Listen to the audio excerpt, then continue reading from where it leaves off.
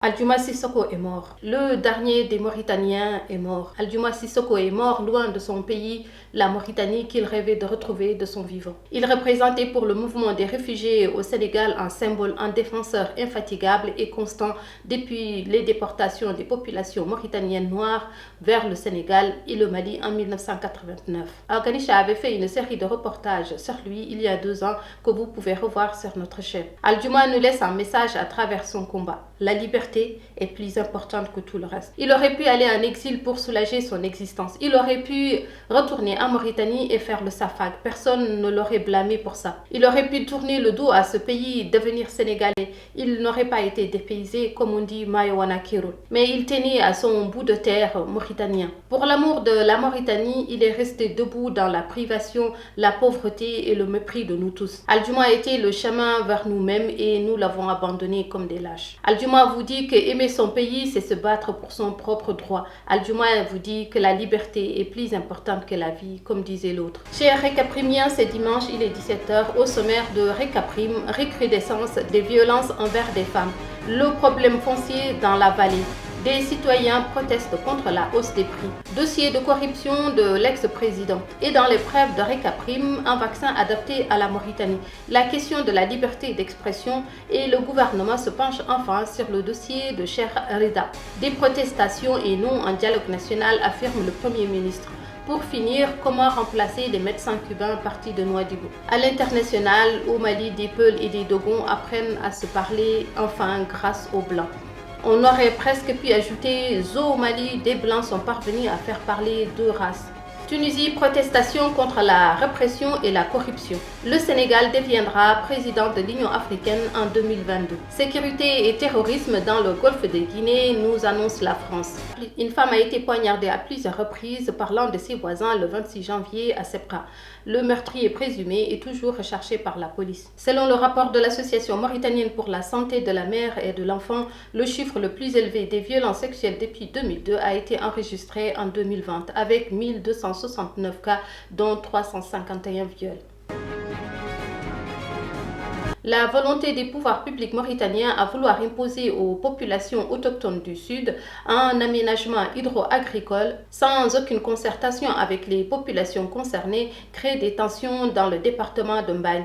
Les responsables des droits de l'homme attirent l'attention des autorités nationales sur la gravité du problème et sur les risques réels des conflits si le problème foncier dans la vallée ne sont pas résolus de façon concertée. Une manifestation à l'initiative du mouvement citoyen Un pour tous et tous pour un s'est tenue devant la présidence de la République pour protester contre les conditions de vie devenues de plus en plus insoutenables. Ce mouvement dénonce la complicité de l'État sur la hausse des prix par des commerçants qui ne se soumettent plus aux prix fixés par les autorités. À la veille de la transmission du dossier de l'ex-président du parquet, les fuites d'écoute téléphonique de certains de ses adversaires les plus redoutables se poursuivent à un rythme régulier depuis quelques jours. Les partisans de l'ex-président sont pointés du doigt et l'un de ses anciens proches, Khalil Ould Tayeb, n'a pas hésité à dire que c'est Aziz qui est derrière ce qu'il a appelé un réseau d'espionnage illégal. Par ailleurs, le collectif de défense de l'ex-président Ould Abdelaziz a qualifié les déclarations du Premier ministre Mohamed Ould Bilal à l'Assemblée nationale sur les travaux de la commission d'enquête parlementaire de transgression et d'intrusion grave dans le système judiciaire. L'ancien employé de l'ONU, Ahmed Ould Abdallah, quant à lui, a mis en garde contre le danger que pourrait causer la fuite d'appels téléphoniques privés pour la réputation et pour les intérêts internationaux du pays.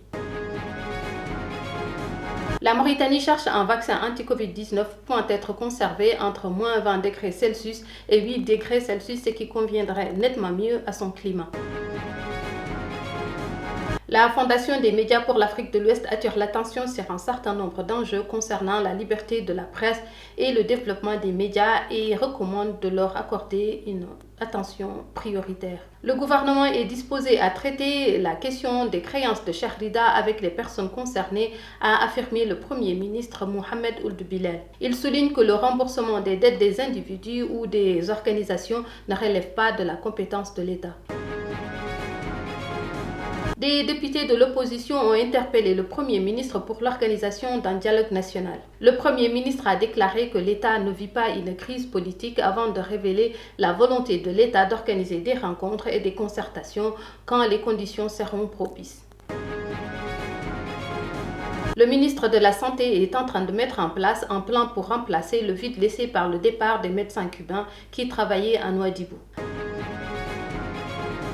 À l'international maintenant, selon les renseignements extérieurs français, l'organisation Al-Qaïda au Sahel prépare actuellement un projet d'expansion vers le golfe de Guinée, notamment vers la Côte d'Ivoire et le Bénin.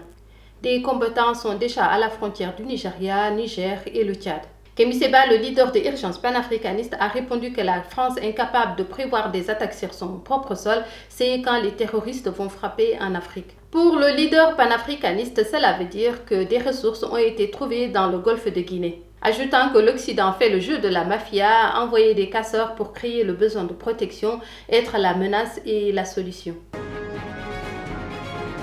Les représentants des communautés Peul et Dogon dans le cercle de Koro sont parvenus à la signature de 3 accords de paix après 4 mois de négociations. C'est une ONG suisse qui est à l'initiative de cette médiation vers la frontière du Burkina Faso. Cette région est régulièrement le théâtre des violences communautaires. Les djihadistes profitent de ces dissensions entre communautés Peul et Dogon pour renforcer leur présence. Les Peul et des Dogon qui vivaient ensemble depuis des millénaires ont eu besoin d'une ONG suisse pour se parler. Cela pourrait devenir la mesure de notre déshumanisation. Comment des étrangers nous aident à vivre ensemble.